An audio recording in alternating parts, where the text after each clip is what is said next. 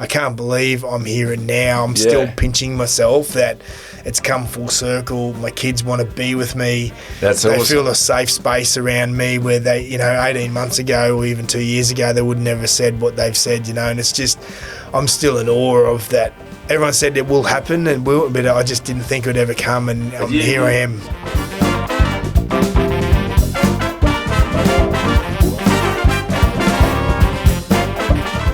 G'day folks, welcome back to another Sauna Sessions with Shea. In the barrel sauna today, we've got Justin Andrews. How are you, mate? Good, mate, real good. Thanks for coming into the sauna. We've just done a 3-minute ice bath at about 5-6 degrees.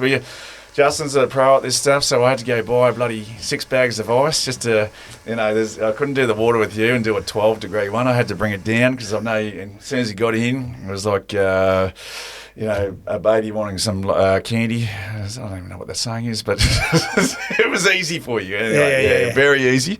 But Justin is a builder, and how long have you been building for now, mate? 32 years, 32 going to my years. 33 next year. Yep. And boat construction, how long have you been running that 17 for? years. Yeah, shit, mate. That's a long effort. That's a good effort, yeah. And are you enjoying it just as much as you were 17 years ago? Probably a couple of years ago I probably wasn't, but now that I've changed and shifted my focus in my outside of it's actually my whole business is completely changed, and I actually have more passion for it. Where before, and this is one thing I sort of want to talk into everyone about, is that people put their focus and too much focus on one thing.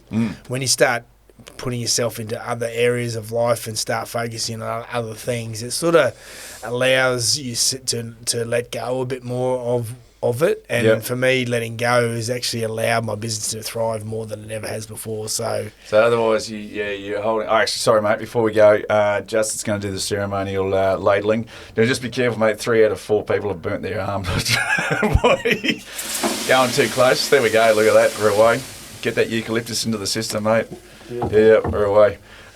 So with that, so you find with your business though, if was it the stories you're telling yourself? There was limitations there?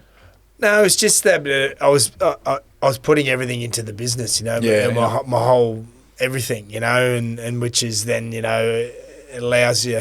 So for me, there's 3 pillars in life. Yep. There's your family, self, and service, and when they're out of kilter, some other things sort of, fall on the wayside, So for everything, I was putting 100% into my business. And for me, I was living and breathing it, where now I'm not living and breathing it. I'm just using it as a tool, as it is for me to live, but I'm really enjoying it. And the relationship I have with my clients has probably changed a lot because of the way I'm turning up with it as well. So sure. So you're putting everything in the business, nothing into yourself, though. Correct. Yeah. Okay. So then that needed to change. The balance needed to. Totally. Yeah. Well, mate, that's in some ways the reason I got you on here, because obviously I know a few people in the world, but when it comes to change and dramatic change, you've done it better than anyone I've ever met, because I think, obviously you've gone through some hard times, and I think a lot of the default mechanism in some ways is to turn to maybe alcohol, drugs, escapism. And you went in another direction. You started finding ice baths and sauna and breathwork and all these other things. How did that kick off, mate? Where did that come from? So our mutual friend Dwayne, actually, he said he was going to do this breathwork up on the sunny coast here, and I said, that's something I really want to do. And then they put out the night before that if you actually tag us in on on one of your posts, you actually can win the full day event. So I've actually read what the full day event was, and I said, okay, I really want to do this. So I paid for it. So I had no idea. I drove all the way up the coast from Brisbane.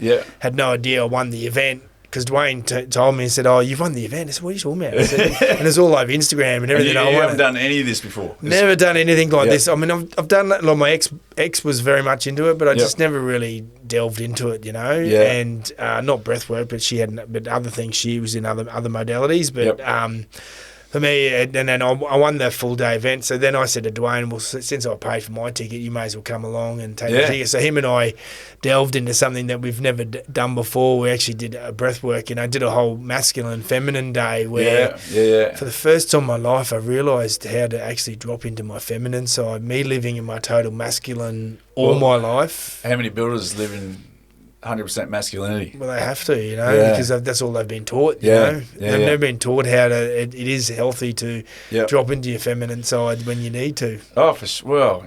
Well, we interact with women, and, it's not that, I think it's something that it's a good skill to have, but like, as you said, it can either be something that's taken away from you, beaten out of you, but having a feminine, like there's confidence around that, I think, that comes with being a bit more worldly and not feeling that you have to be the stiff upper lip all the time and be the man of the house and boys don't cry and all that sort of stuff. So in some ways a bit of vulnerability comes into play there as well, doesn't it? Totally. And so with breath work, it does drop your ego. And I believe and that living in your masculine is full ego. Yeah. And so and dropping that ego is one thing that I've done that where before I was living in it. And the way I was turning up at work, and turning up at home and everything with my kids and whatever. And for me, dropping that away, so that day really opened up something going, wow, this is what it's about. So I pretty much went back to my marriage. Yeah. Only 3 months later, and so that was the catalyst. That was for me. I met Lino as my mentor and coach, and him and I worked together, and I just realised that I was not in love anymore, and whatever. And then that's when my marriage was over, and then so like you said, pretty much last year I breathed my way all the way through last year. I went to so many events last year. Yeah, I really worked on myself more than I ever had before. I've stopped drinking. I haven't stopped drinking 12 months ago. Yeah, well, as I said, mate, it's a total transformation, and I've seen it in you. Like when we went for that trip, like, there's no drinks for 3 or 4 days, but it's one of those trips where you take a whole bloody Hilux full of piss, Yeah. And you're expecting, it's like, okay, let's go fishing, do this, cook a barbecue, and then sit around the fire and drink a carton of piss. But that's kind of now not your thing, and it hasn't been for a while now, hasn't it? Yeah, it has. Yeah. Because alcohol can be I don't know. Obviously, like our upbringing, Friday, Saturday nights were just about what nightclub we're going to, what pub we're going to, and, getting shit-faced. Yep. And that was kind of just, I don't know about you, but that was my 18 or no, even fucking 15 to 25. It was. Those 10 years, and it was literally get to the end of the week, Friday, Saturday, what are we doing? Yep. Yeah. And it's not like, look back at it now, it's like, well, that's, we didn't know any better. The internet wasn't there. We weren't learning about things about ourselves, and they were fun times too. Yep. But it can be detrimental to your, well-being. And that's one thing for me, what I've done for my boy, my son, is that there's no rite of passage for men. No. The only rite of passage you get is by getting your driver's license, going to schoolies week, and then getting pissed as a fart. So that's your rite of passage. Instead of actually learning how to be a man in different ways, this is where my son and I went and did a walk together about 4 or 5 months ago, where him and I actually had to own my marriage separation to him. And then he told me his heart broke, and mate, I was an absolute mess. I was bawling. And but he was witnessed by 20 other men to actually talk to me like that and be really frank, and I tell you, our relationships changed like I would not believe, massively. So like and I don't want to get into this too much, but with your dad, like was everything just unheard, non-spoken about, just washed underneath underneath the rug? I said, and I was only just talking about this yesterday to one of my staff, my younger staff members. I said, the biggest conversation I've ever had with my father is, how's work? And that's about as deep as it goes, you know. And I've never actually had a deep conversation with my father about anything, And coming from the Second World War, like he was... He was before that. He was well before that. So Dad was born 38. Oh, fuck, there you so go. he was 5 and 6 when the Second World War was on, So Dad was living through the hard times of that, and he never had a father figure in his life, so he did the best that he knew. And I don't beat him up for the way he is, but the thing is, probably the best conversation I've ever had with him, how's the weather or how's the Broncos going, you know what I mean? And that's about as far as it goes. And you just got to know that with my father, it's not going to go much deeper than that. But you get to a point, though, where you accept him for who he is, you love him no matter what, he's brought you up, and look, and he's got to be proud of the person he sees in front of him. He is actually, for the first time in his life, Yeah. I do say the first time in his life, he's actually told me he was proud of me for what There it you was. go. So he's There you actually go. has said that to me, and he's never used to be able to say, he'd tell everyone else around you, Yeah. but he'd never actually say it to Yeah, you. You know right, what I mean? right. How old is he now? He's 87. Shit, okay. He's going really well. Yeah, that's awesome. So, even in 87, you can learn something, or you can evolve. Yeah, and yeah, you can totally. change to actually, because I think the older you get, I don't know about you, but I listen to 90-year-olds all the time because I just know that they've got bloody twice the amount of life experience on me, and when it comes to nutrition, just life skills, I know that they're going to teach me something. Totally. Yeah, and generally, it's just putting an ear in sometimes because they don't want to yell it to the rooftops, but you listen to a 95-year-old talk, you're going to learn something. Totally. Yeah, and the stories too. Like I was just talking to Sari's dad the other day, and he was telling me how scared he was during World War II. Because they didn't know if the Japanese were going to land on their shore, or or they needed to get on the desk or whatever. Yeah. As a 10-year-old, that must be shit scary. So not easy. So it's life experiences, life skills. I think we'd be lucky enough to get to that age, mate, and with all fingers and hands intact, mate. 100%. But mate, so. What else was part of that transformation, and what other epiphanies have you come across to say, because obviously you are on this journey to become a better person for your kids, for your the builders that work with you, so how many in your team? There's 5. 5, yeah. So what are they saying? What is your team saying? So I've actually implemented breathwork every Monday morning with them as well. So we actually drop into breath, take our shoes off, draw a bit of prana up our legs, and we breathe into an intention. So we set our intention for the week, and everyone else is witnessing them for their intention. So, okay. I did that about 18 months ago now, and I really don't need to. I didn't really need to coax them into everything because they started seeing the change in me, and they wanted to know what the fuck it was all about. Yeah, right. Because do they start cynical with what's going on? Not at all, because I come to work, and after a weekend of me doing the breath, I'd be pinging off the walls. Oh, right. So I'd be coming to work like full of energy, everything, because I shifted something else in my body, and so I went back to like when I was 12, moving to childhood trauma. Wrote a letter myself, breathed into that for an hour and a half. I breathed into that. That was a big session, and so for me, I just came back and so that's so for me the main reason I wanted to change was so COVID came around in 21. I couldn't get across the border to see them. I actually realised I remember talking about that when it was happening. That can't be an easy time. So 6 months I couldn't see them. For me, I sat on I was in full depression, I reckon. And I know I was, and well, you were sleeping in the bloody office or something? I was sleeping in the office there for 2 years, and which was not the easiest set. But I'm not gonna play victim around that. It was what it was.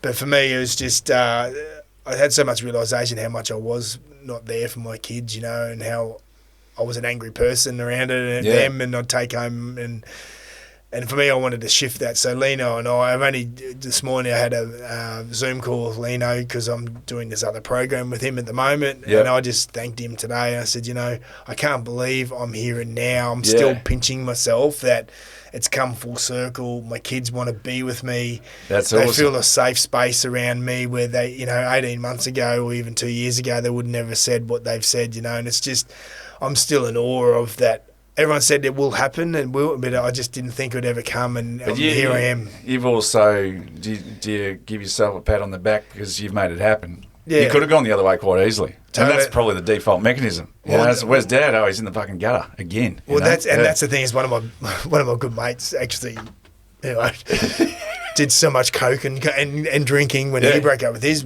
ex, and I said, I'm not doing that. Yeah, there was no way I'm doing that because I said, just buy that guy a lotto ticket. Totally. I should actually, and I just said I didn't want to do that. I said I wanted to go.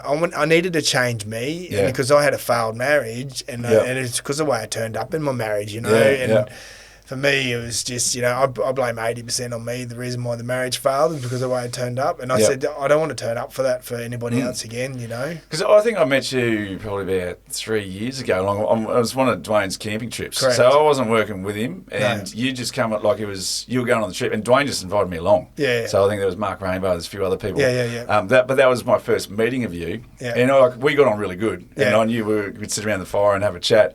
But obviously you're a different person today. And there's this tenderness and kindness to you that it's not that it wasn't there, because I just there was definitely, I wasn't sitting on the other side of the fire from. There's some people you're just not Don't the same. resonate, But I knew every time we were having a beer or something, I'd sit next to Justin and we'd have a bloody good chat, about what's going on. So it was there's always been this this love for you, but it's then just seeing you go through pain and then going, hang on, well, which road am I going to take? And I just feel you've always taken the upper road, not the road less travelled. So you've always gone above and beyond to you're curious about yourself and wanting to become a better person for yourself and for your kids. Yep, totally. So yeah, mate, that's I don't want to steal Dwayne's bloody line, but I'll take my hat off to you, mate. Thank you very much. But mate, it is seriously the reason, and I think part of the reason I want to do these podcasts is I'm always interested. Like, I'm bloody make films and I tell stories. I love storytelling, but I think everyone's got an interesting story to tell. And the fact that you're breathing on this planet, you've got to, and it's a billion to one that you're here. Yeah. So the fact that we're sitting across from each other right now in a hot sauna after a bloody ice bath, it's just, they're all bonuses in some way. Yeah. So it's that appreciation for the here and the now, and it's just, but I do, mate. I think you've got all these qualities that I think it could have been one of those things that you just said, no, I'm just going this way, and bitter and whinging and whining, and this went wrong, and it was never my fault, and you just owned it all, mate. So it was just, I don't know, and I think a lot of people can take a lot from you, because I just know that if you can change for the better, and then you start attracting like-minded individuals, don't you? Yeah, totally. Yeah. So what's your network look like now, mate? What's your bubble? I'll be honest, the last 2 years, the people I've met have just been amazing humans, and the people I do, he's probably my 5 close people I do hang out with. Dwayne's obviously one of them. You know what I mean? And he's always been a constant, I suppose. But just the other people that I've met as well. And for me, this is what I want to do. This is why I've started Breathwork, and for me to learn it as well, because I want to give back to men and saying, you're not old. I'm 51. Yeah, and you're not. You still can change your life if you need to. You know what I mean? I changed it at age 50. For me, you're not old enough. There's not. Everyone says you can't teach an old dog new tricks, and I don't believe that at all. I just feel that you can change it, but if you want to, and if you want to put the work in, because there is work to go with it. Like, it's not just happen overnight. This has been a process. It takes time. But you got to enjoy the process too. You can't just and like you said, you can't go, woe is me around everything, and try not to be a victim mentality, because once you get in that headspace, it's really hard to get out of. Well, look, I think part of it too is that awareness and understanding, look, I've always struggled trying to find the thing that I'm passionate about, but I start to understand the push and the pull. Yeah. So the things I'm attracted to, as opposed to the things that I'm like, that's just not for me. And they're little whispers. They're not yelling at you all the time. No. So it's not always easy. But just what you're talking about there, you're starting to help builders now. Like, you're doing breath sessions with builders. Yep. What's that journey look like? So next year, it's coming out this week, and I'm going to start going to do some workshops as well. Yeah. I've already started breathing some eye breath and ice for some construction companies. I've got one on February 2nd with another company. Yep. And then, I've got a workshop on February 11, which is going to be about the authentic self. Yeah. Then I've got another one in April as well coming up. So, and also I've done a journal which is coming out for sale as well, which I feel that's helped me as well. A gratitude journal. Different. When I wake up in the morning and write 3 things I'm grateful for: person, place, and also thing as well. Yeah. That's a daily thing? That's a daily thing. Yeah. And then I journal as well. And then at the end of the day, I've got this journal which actually talks about your pit and peak of the day and what did you learn from your pit and what is the biggest takeaway from your peak. Yeah, right. So this is a journal I'm going to start selling. Yeah. This is where I want to start giving back to people, which is how so a lot of people don't know how to journal. Yeah, and okay. they think and it's all too much, you know. Well, talk me through it. What's the process to journal? Because everyone, it's almost like a dear diary. This is what happened today, or getting your emotions and your feelings out. So for me, I don't think you need to make sense. Yeah. Do you know what I mean? It can be scribble. It can be gibberish. That's right. It's just be gibberish and whatever you're feeling, you know. And it's so I've given one to. So this is a good testament for this journal. My young apprentice. Yeah. He's second year, just turned third year. Yeah. 3 months ago, he broke up with his girlfriend. You know, there was. How old is he? He's 20. That's devastating. Yeah, but he was with her for 3 years. That's triple devastating. Totally, because it's his first love. Yeah. Do you know what I mean? Heartbreaking. And I remember my first love, you know, and so like I've given him this tool to actually every morning to start getting. So I feel routines in the morning is a good thing to have. It gets you out of your head. For sure. And so Ian starts off with something small like making your bed. Yeah, yeah. And then standing there in front of the mirror and giving that I love you and give affirmations to yourself when you're brushing your teeth. So there's a routine, and he started doing the routine. He's written down, and I went to him only about 3 weeks ago, and he said, "Hey, Finn," I says, "You know what? I think I've got over my breakup." In a couple of weeks? In about 3 months, in about 8-9 weeks. Jesus, right. So he's just flipped the script on everything. Totally, and he's been doing a breathwork every morning. I've given him a breathwork tool to use every morning as well. And he's just feeling calm and at peace with what's going on. He's completely changed from when he was 3 months ago. You could tell he's totally broken. So I think there's a stat out there, and I kind of half believe it, that if you've been with someone for 5 years, it takes half that time to get over that person. Yep. So you've been going out for 10 years, it takes you 5 years to get over it. Yeah. But obviously there's also tools and skills that you can learn to deal with it a lot faster. And it sounds like this is it. Yeah. And it's just obviously you got to go through that pain though, haven't you? Yeah, like you there's nothing. It's one of those things. I think that's where everyone harbours that pain and they hold on to it for their whole bloody life. Yeah. You know, and then you end up on your deathbed and like, what the fuck was I, so worried about all that time, or why was I so bitter? And that's the biggest thing. What you just said then, that's the biggest thing that I have had a takeaway for the last 2 years is what am I going to worry about when I'm on my deathbed? Yeah. Am I going to be worried that I try to make another $100,000 or another $50,000? Yeah. Or am I going to be worried about what Yep. what my connection was with everybody. Yeah, yeah. And what experiences I had. Oh, for sure. So I think they're the two biggest things that if you start working on those, because, you know, like I said to you earlier, that, you know, I feel I'm more connected to my new partner I've got now than I was in my marriage for 20 years because I feel...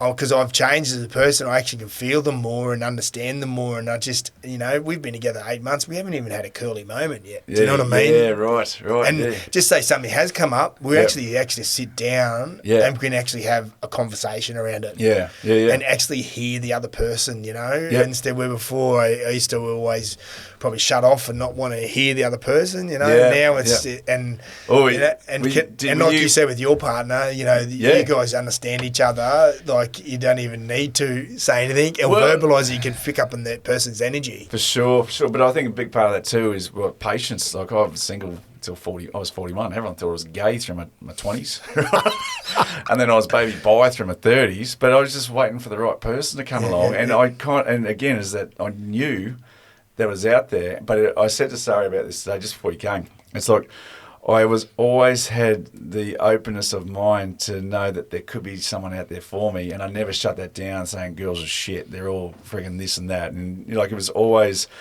as long as I stay in the game, right, I can meet someone that I can fall in love with. And I was always open to that. So that door was always open. And it was like, it's by, you know, we've now been going out for 3 years, but it's, if you hang around people long enough, you'll find someone, you know, and it's just, but if like 20 years ago, you're in a different mindset, different state of mind. So what did you attract? You know? Yeah, that's right. Yeah. Totally. And I'm saying like, nothing against your wife. And we're not, you know, but that's when you were 20 years younger. You you attract like-minded people, and it's but also it's that development and growth, and you get to 80, you could be attracting a whole another breed of people, but it's just so it's just that going through things, and I think life's not bloody easy, but if you challenge yourself to work out the puzzle, just put a little piece in every day, totally. Yeah. So what's the next step, mate, with the business there? So you're going to... So next year I'm going to ramp it up with the breath side of things. So I've actually got it pretty much humming, my construction side, where the guys are pretty much doing their thing. Yep. I need to, probably don't see them as much, then I can start concentrating on this my other venture that I'm really passionate about. I feel like it help people, especially in the construction industry, and me being there for 30 odd years. Yep. It's a bit hard for a guy who's a breath worker and then comes in to try, and everyone wouldn't have, I don't think, have the respect for that person, where I've been in the industry and then become a breath worker where I know I can talk the talk and feel confident in talking in front of other men. You got those feathers in your cap to understand the lingo, but then add something to it. Yeah. Mate, I've got this theory that builders, it's one of the toughest jobs going around. There's not too many tougher. And therefore, the pressure on you guys to pay all your employees, get the house up, deal with clients, you've got to have 7 feathers in your cap, right? But from that pressure, diamonds are built from that pressure. And so I'm seeing other builders going, obviously there's still that old school, well, that's the way it's always been. But then there's a new flux of builders coming through that are saying, well, fuck that, we don't go to those laws anymore. We're about, vulnerability, or helping our mate out, or helping train people to be better at what they're doing. Yep. But I just see builders are at the forefront, and a lot of, people Dwayne's had on, are just flipping the script on everything. Yep. And in some ways, it's even sick and tired of the fucking people committing suicide in the industry. Like, totally. It's getting out of hand. The old mentality, just suck it up and get back to work. It doesn't work anymore, does it? Yeah. So I think every other industry in some way can learn from builders in the construction industry, because I think, there's a lot of gems out there, and that's starting to grow. The gems they're popping up everywhere now. It's not just one person trying to change the world. There's a lot of other people out there. It's like, I love building. I love a hammer in my hand, but I'm going to do it because I'm passionate, and I'm going to learn the things that need to be learnt to do it properly and still love myself and enjoy life. Yep. So I just see that from a lot of builders now, is they're starting to flip the script on that. Yeah. So, and it is like, I don't know, like if you've got a job that's not high stress, high pressure, you can quite easily get comfortable, right, in that position, and you're not grinding and chiseling this person that that you want to see. I don't know, looking 10 years down the track, looking back, who is that person? How did that person get created? And I think I just see builders, and I love hanging around builders because I love speaking to you guys, because you're generally very happy, good energy, working hard, physically fit, all these traits that I think are just, I'm a bogan from heart, so I think it's just great hanging around you guys, mates, how you going heat-wise? All good? Yeah, it's all good. Yeah. This is the other thing, he does, how many saunas a week do you do? Probably at least 4 to 5 a week. 4 to 5, yeah. 20 minutes every time. Yeah, shit, okay, there you go. Jeez. I just don't want to guest outdo me, It's like, right, we got a cut there, I think I'm going to pass out. Yeah. So Justin's bloody good at the ice baths, he's good at the saunas, but yeah, we've, mate, thank you so much for coming on the podcast today and having a chat. Thanks, mate. I think we've discussed a few things. I don't know what else I wanted to talk to you about. I think there was the big thing was change. Yep. I don't know. I said obviously I'm working on myself to become a better version of myself. But I love, hearing stories and being and seeing what you get up to, because it's, mate, you're adding it out there. You're not subtracting. No. The energy's throwing it out there in bloody volumes, mate. So yeah, I love hanging around you, mate. You're such you're a good guy, mate. Thanks, mate. Yeah. Appreciate it. Thanks, mate. Thanks for coming on the podcast. Yeah. Now, just to end the sesh, just a ladle of water on, mate, just to end proceedings. And thanks for listening, guys. Check out Justin and Abode Construction.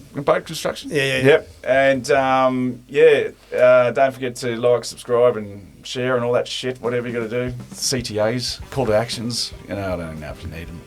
But thanks, mate. I appreciate your time. Thanks, mate. All right. Beautiful. Done. Cheers.